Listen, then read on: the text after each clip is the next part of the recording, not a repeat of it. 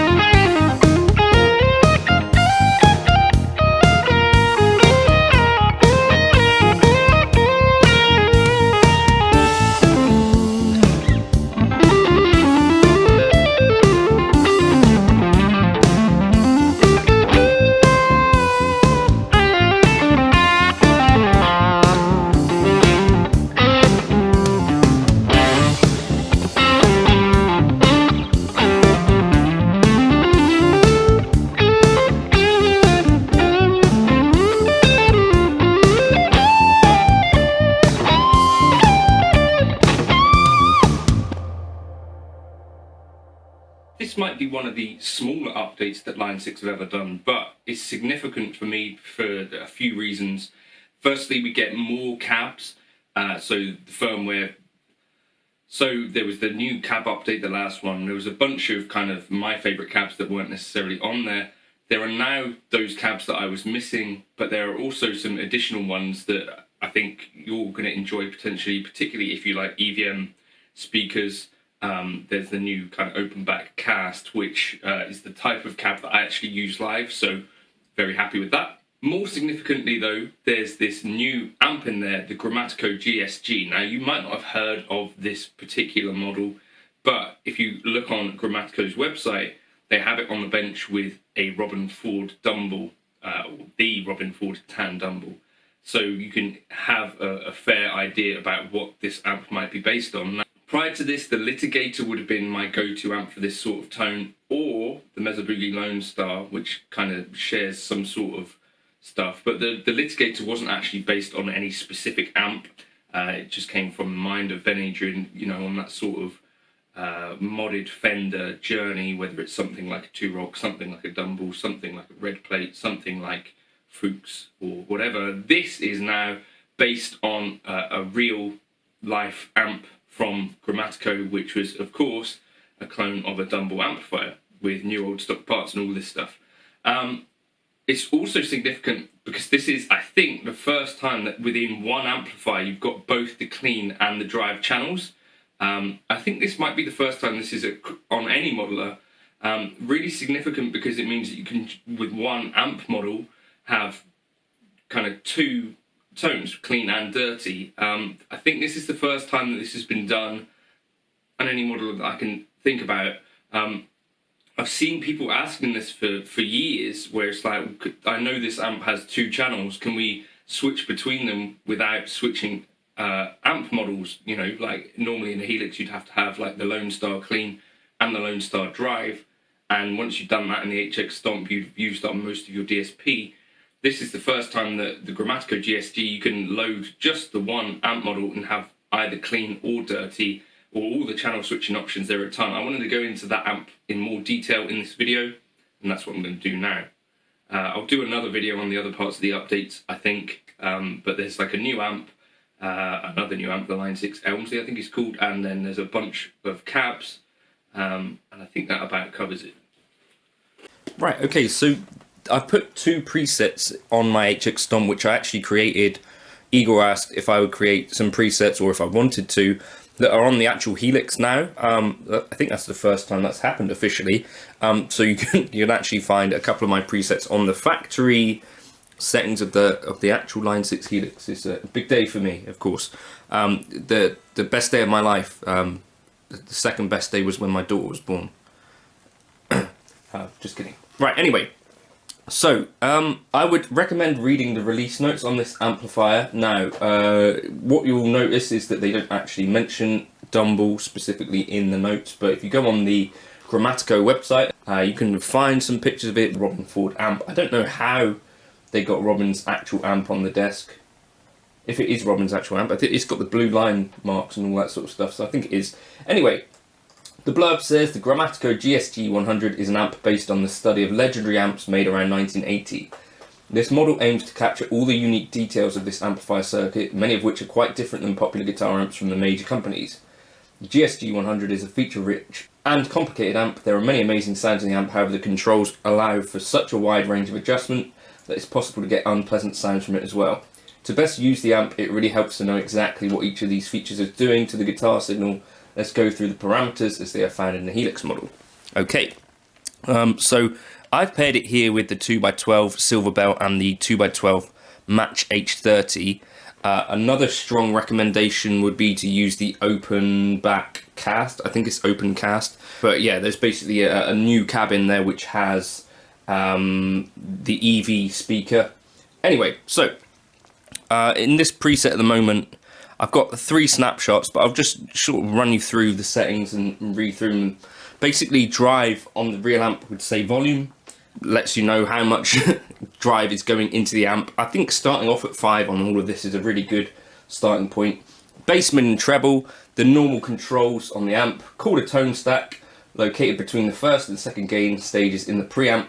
These have different ranges than traditional guitar amp controls. Also, the whole voicing of the tone stack can be changed with the rock jazz switch. Okay, then you've got presence, which is again just basically the same as a normal amp. Channel volume is our way to change the volume without changing tone. And the master, it can be used to get more or less power amp distortion. The amp is very loud, and most players would probably run the master volume on the lower side. I think Robben Ford tends to run his around 4 or 5. If the master volume is cranked, the power amp distortion can be pushed into unpleasant territory, sort of like a Mesa Boogie really. And most players would never crank the master in real life, as the actual output would be way too loud for most musical settings. Okay, we've got a mid switch. This changes the value of the treble capacitor in the tone stack. When it is off, the amp has more of a scoop sound. When it is on, there is a noticeable upper mid boost. Jazz rock, this changes the wiring of the tone stack circuit. It allows for totally separate tonal voices. Jazz is quieter with a lower center frequency for the mids. Rock is louder with a more traditional mid-frequency center. Tone controls rarely translate well between the jazz and rock settings. If a good sound is achieved in one mode, it is not guaranteed that the same settings in the opposite mode will still sound pleasing. Here's a really key thing, the OD switch. So this basically turns on a 3rd and 4th gain stage, and this is the first time in the Helix, I believe, that we've got kind of both channels of the amp. Because it's a cascading amp in the way that it is, it's basically just adding these 2 gain stages behind it. Generally, it's best to set up the bass tone of the amp with the drive and tone controls first, and then adjust the overdrive circuit to work with the desired bass tone. OD drive, this would be called ratio on the real amp, I think, controls the amount of drive or saturation in the overdrive circuit. Since the whole overdrive circuit is after the amp's regular drive and tone controls, the range of OD drive knob will change based on those earlier knob settings. OD level, this controls the output level of the overdrive circuit. There's a bright switch, 3 position, on, off, and different values of bright capacitor. The higher the drive, the less difference that will make. There's an FET boost, which in real life, I think people sort of have said that it's designed to work with an acoustic guitar, weirdly enough, but not something that typically I don't think folks in the real world tend to use those much. This one here, the preamp bypass, is really, or preamp boost, I can't remember what it's actually called. I think it's either preamp bypass or preamp boost, according to people that know about the real amps. But essentially what it does is it takes these knobs out of the circuit and then gives you a boost. So basically you can then get more gain. I'll just show you that actually. Less.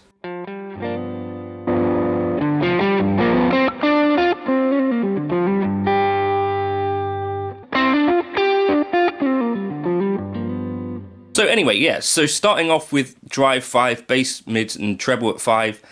Presence I like to keep a little bit lower because I'm into those more creamy kind of tones. There's this jazz rock switch which louder in rock.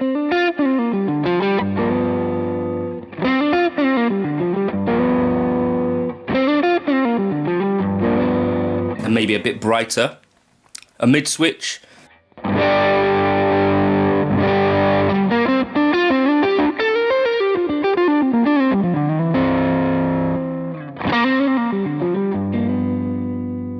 And I'm using the Overdrive here, aren't I? But there's... It's beautiful too.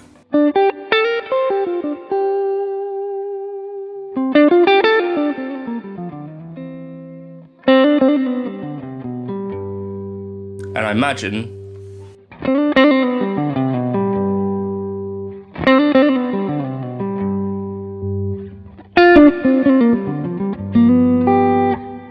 that mid switch makes a real big jump there.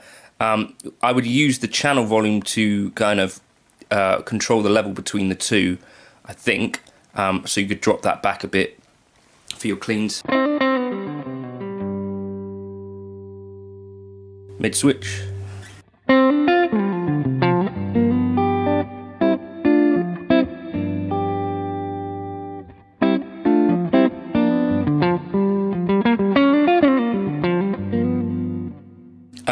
Amps that, or sorry, drives that people like with this.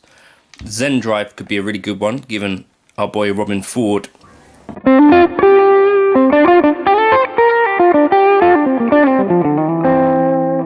tends to like those. I might drop that level slightly. But yeah, I think basically just experiment with it. I don't think Robben has the mid switch on.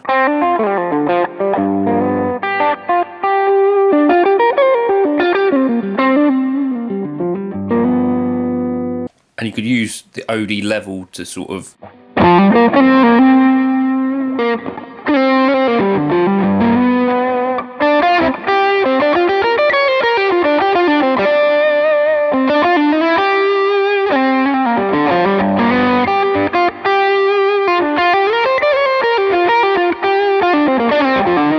I mean, that's just beautiful. So what have I got going on there? Again, just drive bass mids, or bass mids and treble don't actually matter so much because I've got the preamp bypass on the rock, mid switch off, presence 1.8, drive on the OD just down at 3.9, and then a bit of push from the Zen drive.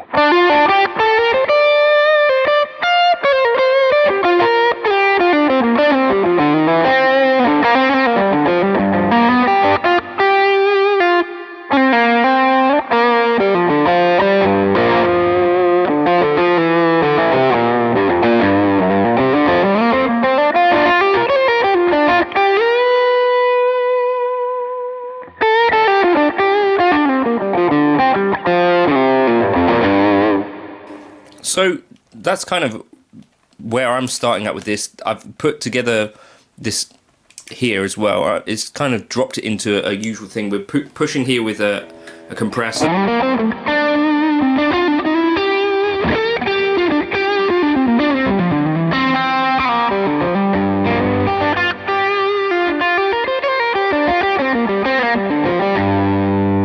And then snapshot 3 really cooking.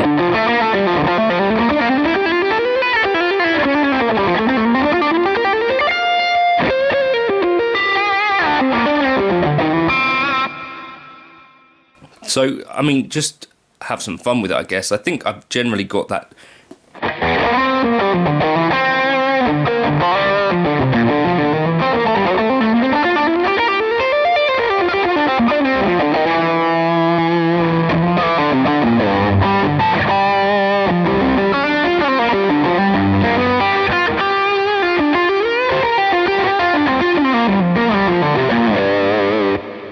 can really do a whole bunch of stuff. There's this other preset that I put together here.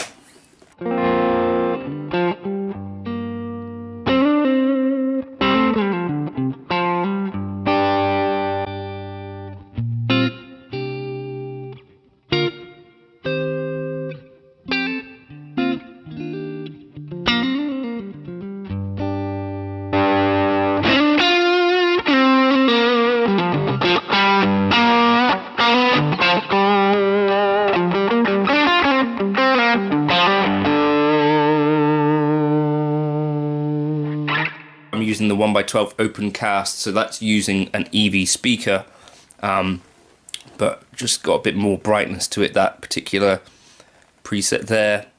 Using a bit more gain, overdrive switch on, PAB on, bright switch on as well, just to get more of that stuff in there. But I think you're going to really like this amp.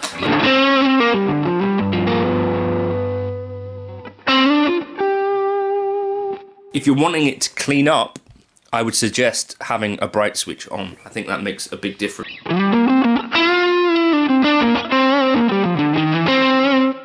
If it's a bit bright for you, I would suggest moving this position.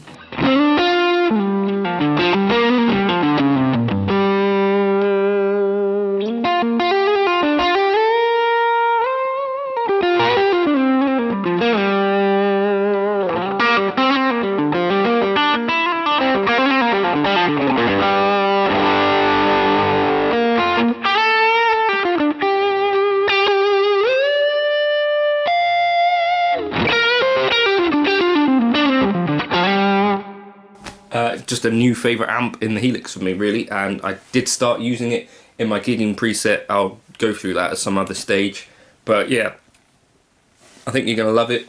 Read through the release notes, cabs that work really nicely with it, the open cast, but also the silver bell. I really love the sound of that with it too. I'll catch you in another video soon. Cheers for now. Oh, I'll drop these into the folder as well. If you want to jump onto Gumroad, you can grab my presets there. Updating that all the time if you want to support in that way. Cheers for now.